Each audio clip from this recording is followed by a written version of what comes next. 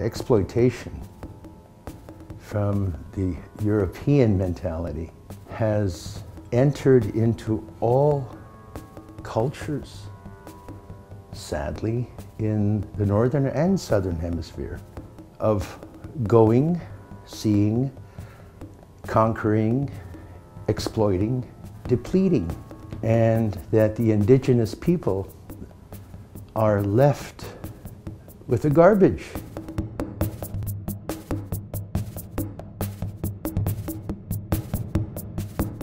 What it has been doing is gradually, it seems like, and slowly taking our nativeness out of us.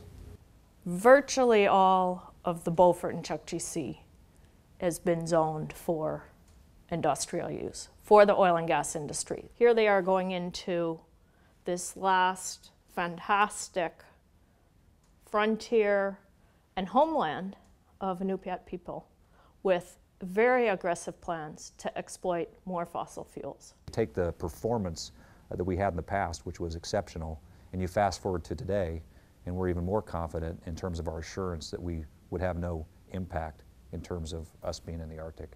We feel very well positioned for that. So I'm a strong believer in the importance of, and Shell is, in the importance of respecting and protecting that culture. It's part of what we talk about up here a great deal. This offshore development plan should probably be called the Polar Bear and Walrus Extinction Plan. Basically, it's a blank slate in terms of science for places like the Chukchi Sea. What we do know is that it's probably the most productive high-latitude sea on the planet. We see oil companies, they're doing seismic testing looking for oil out in our ocean where our whales migrate. While they were out there doing the seismic operations with that air gun, what did you do to the animals? Because, you know, the walrus never came back during the fall time. That's when they were out there. And they migrated further out. And we have no way of getting them. We didn't catch no whales last spring. It was the first time in a long time we never caught no whale. It doesn't necessarily mean that just because we had a few months of operation out there, that the walrus didn't, in Point Hope, the fact that they didn't have a good hunt in Point Hope are connected. In the Chukchi, in the Beaufort, there's a 30 to 50% chance that there will be a major oil spill. And if there is a major oil spill, that one of these communities will likely lose its subsistence resources and that there will be major cultural and environmental justice impacts. If you told me I was going to walk out the door and be run over by a car and there was a 30 to 50% chance that was going to happen, I'd probably stay home that day.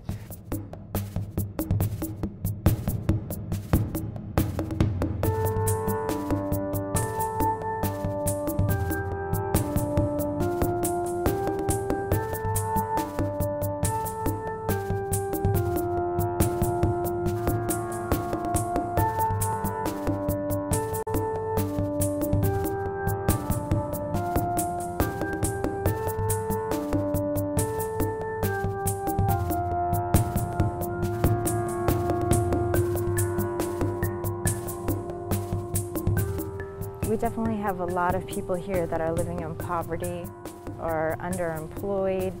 Most of their food comes from subsistence resources. They rely on subsistence way of life because there's hardly any jobs in the coastal areas.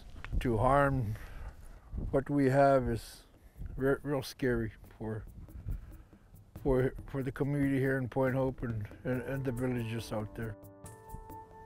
This is our life, this is our land, our ocean. God gave this to us. Why do we need oil companies to come out here and to destroy? If there's an oil spill, they'll destroy everything. It's a thing that you learn from when you just starting to understand. I'm what, 46 years old, almost 47, and you know, I still haven't learned everything about our culture. I know a lot, but it's a learning process. We don't want this to be lost. We don't want our way of life to be stopped by oil companies. You know, we don't always get everything right. We try. We're not perfect, but we definitely have a culture of respect for others. We have it internally and externally, and that's been my experience in my 33-year career. I want to teach my family how to live off the land instead of depending on people to bring products in so that we can keep on living. You'd be like you'd be stealing my soul.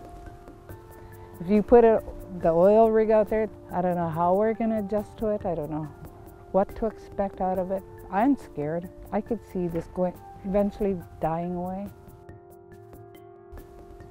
It's our life. It's my life.